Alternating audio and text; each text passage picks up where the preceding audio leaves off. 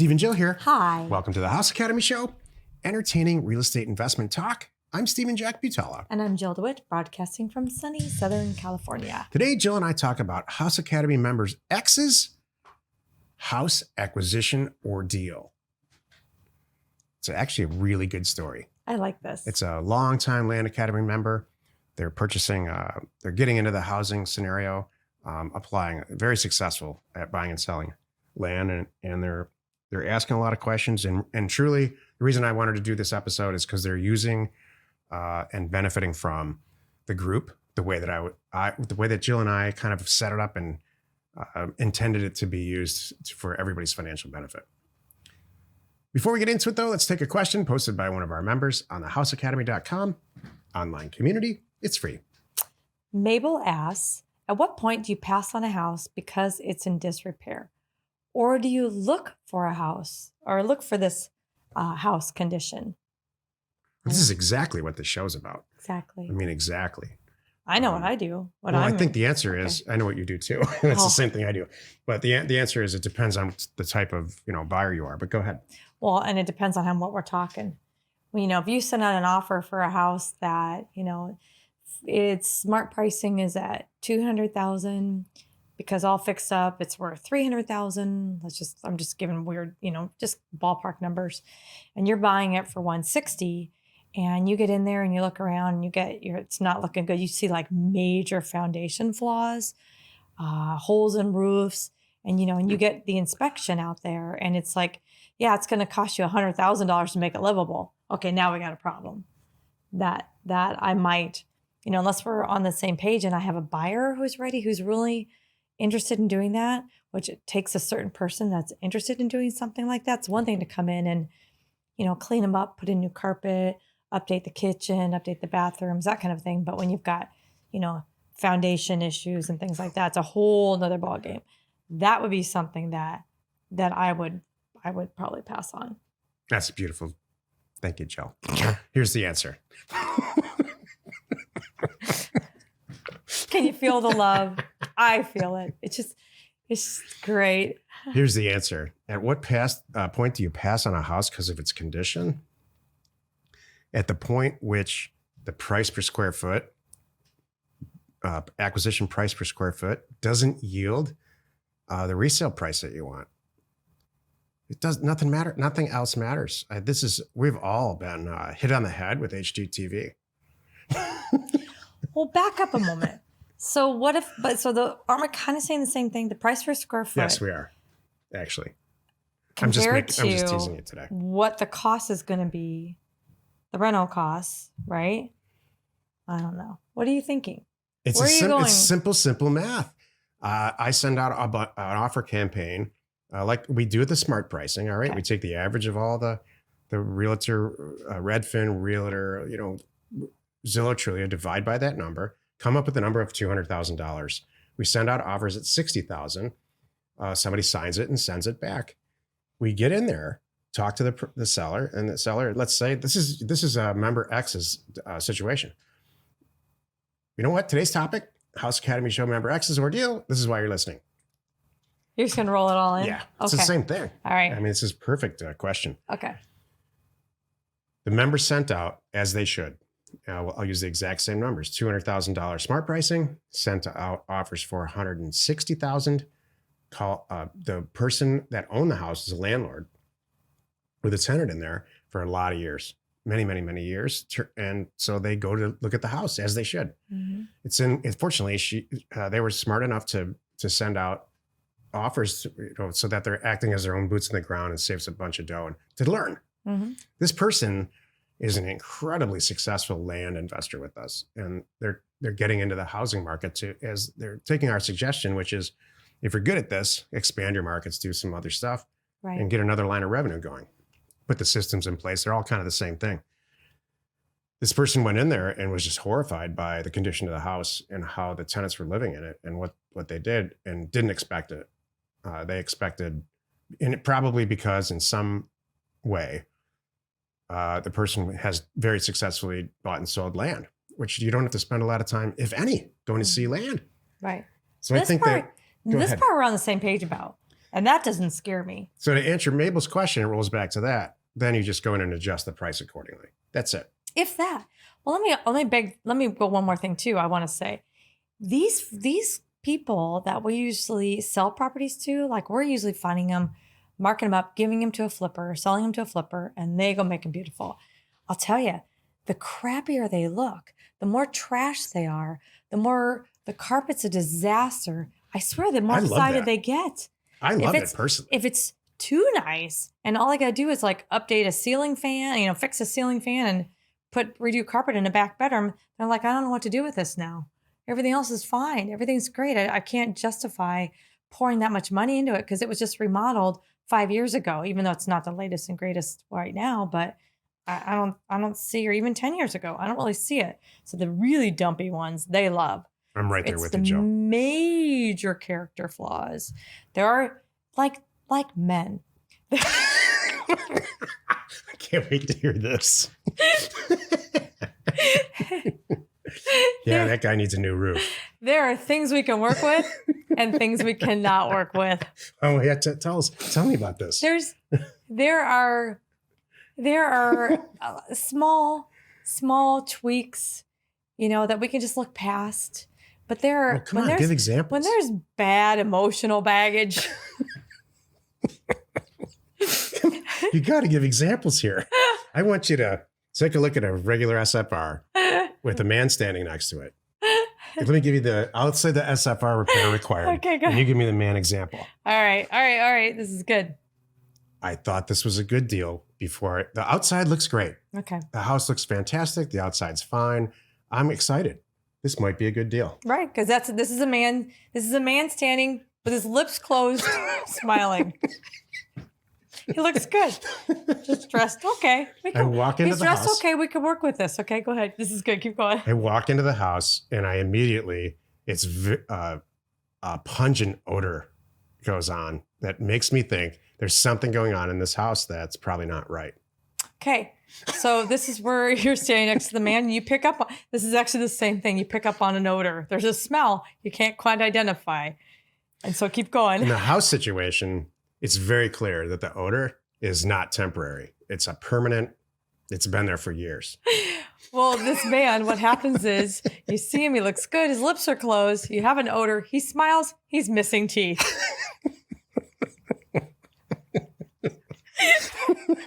And I don't mean just a few. You start to walk through the house and you realize that the kitchen is in such disrepair that the plumbing doesn't work. Yeah, he thinks his missing teeth are okay because it saves him money. He doesn't have to brush them, and he cuts back on dental bills. After further review, you're walking through this house. You go to the back bedroom and you look up and you can actually see the sky. Like it needs a new roof. Like the whole house needs a new roof. What's the man equivalent of that? I thought the missing teeth was bad enough. Where else do I go from there? No, I'm asking you. Because I certainly could do this, the women version of this. Again, he thinks it's all okay. It's acceptable. Who cares? Why brush them? They're going to fall out anyway. I'm going to die someday. Kiss me, baby. Oh my gosh. Here's what I think, and it doesn't, male or female doesn't matter. When something is so flawed that it's not, you can't ever, it's never going to, it's just the acquisition. Can't come back. The acquisition's not going to work. Yeah.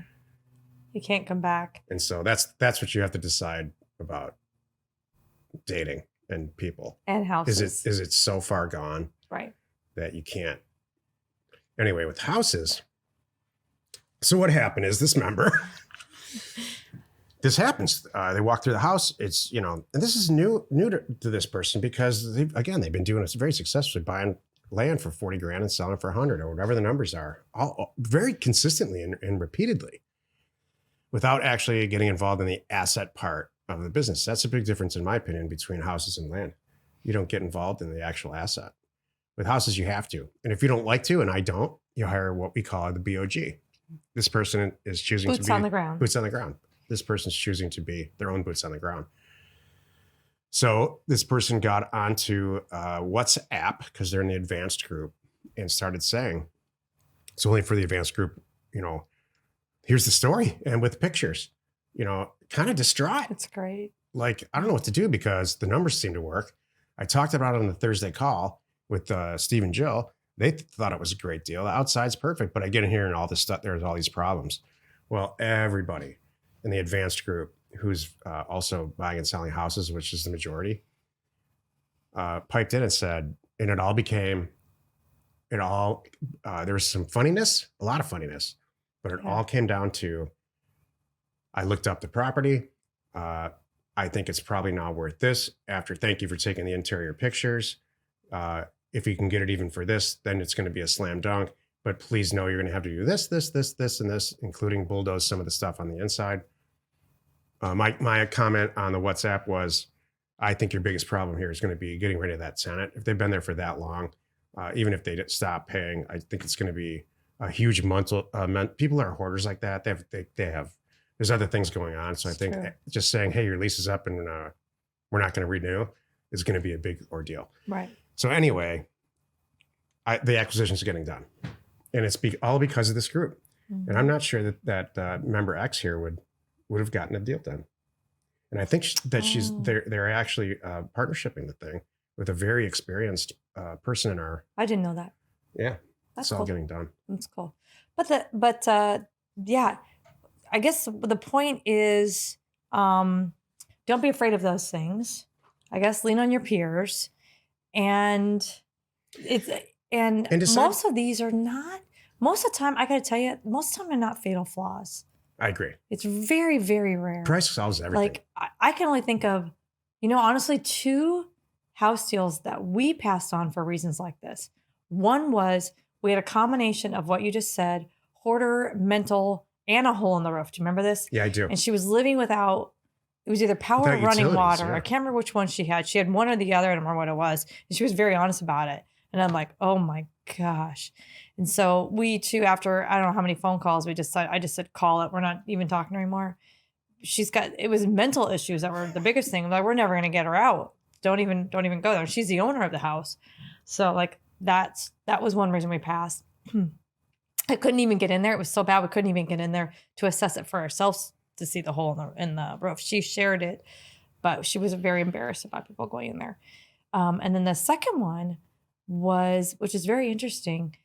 It was a weird neighborhood. And I was just actually reviewing. It was funny because I was just reviewing a deal funding house deal myself that we might fund.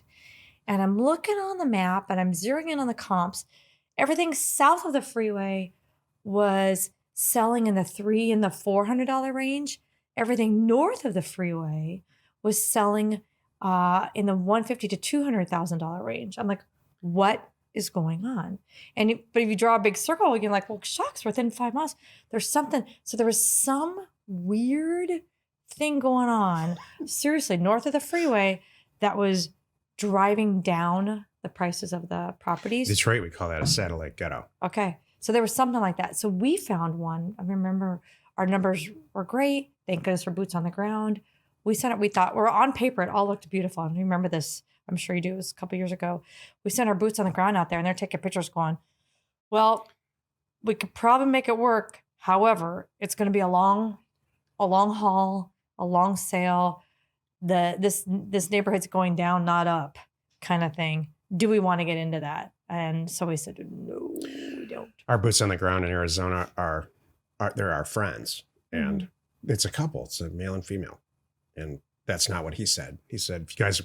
Lori, go ahead, be honest. That's what she said to you. Okay. What he said to me was, "You guys are welcome to do this deal, but I'm not going back into that neighborhood again." There we go. See, well, I was just being nice about it. Okay. Yeah, so is she. So yeah. There you go. So in the end, this member X here has some choices to make. They can continue buying and selling houses, or they can say, you know what? I buy and sell a couple pieces of land a week. I can step that up, and I don't have to deal with this anymore. So it's to each his own. We have people in the advanced group who just do houses, and they only do a lower level, which I can't believe. In like 4 or 5 zip codes, they've been doing this for years, and it's a smaller, a lower priced price point, and he makes it work. So, and actually, he's the one who's helping her helping X on this thing. Mm-hmm. So I personally love to see everybody working together. I never want to see a real estate deal go south because of what I just described. Like it's just new to somebody. It's really not as bad as they think. They may never do it again, just because it's just, they don't like stink. And that's a good enough reason at this person's level, at their career, to just say, I mean, how much stuff do we pass on where we're like, yeah, I know we can make a bunch of money on this. It's like, it's just, I don't want to do it. It doesn't fit my thing. Right. Happy you could join us today. Every Monday, Wednesday, and Friday, you can find us on the Land Academy Show. Tuesdays and Thursdays, we are right here on the House Academy Show. Tomorrow, the episode on the Land Academy Show is called Funding Member Deals from Our Own Personal Checking Account. You are not alone in your real estate ambition. People don't realize this, how we fund these deals and how successful they are. Really? And Jill's at the tip top of deal funding. We're at a point now, we're past 12 months in deal funding, our first 12 months, not our last by any stretch, where I was really involved and very concerned, quite honestly, in the beginning about this whole thing. Concerned and we've is gone correct. from concerned to looking over Jill's shoulder to stressing about it to now I go take a walk on the beach and I don't even know the deals that she's doing. It's been so successful. And why was I concerned? It's our personal money. We're taking this investment money that it's the same money that we use to buy properties for ourselves and investing in these deals. And people don't realize that. I think they think, oh, these guys they have a source of capital over there and they're making money on the triage. And they're probably just at the back of it. They got some rich people behind them. And maybe it's like, they're really in disguise. They're like hard money lenders. And there's some back end, because everybody's had such a negative experience with lenders and hard money lenders and equity partners and stuff. There's none of that going on. With deal funding with Jill and I, it is literally a joint bank account, personal bank account from money that we've made deals on. And we've got X amount in there. Sometimes we buy our own property. Sometimes we fund other people's. That's kind of the whole show. I just did the whole show. Thanks. The House Academy Show remains commercial free for you, our listeners. So wherever you're watching, wherever you're listening, please subscribe and rate us there. We're Steve and Jill. Information and inspiration to buy undervalued property.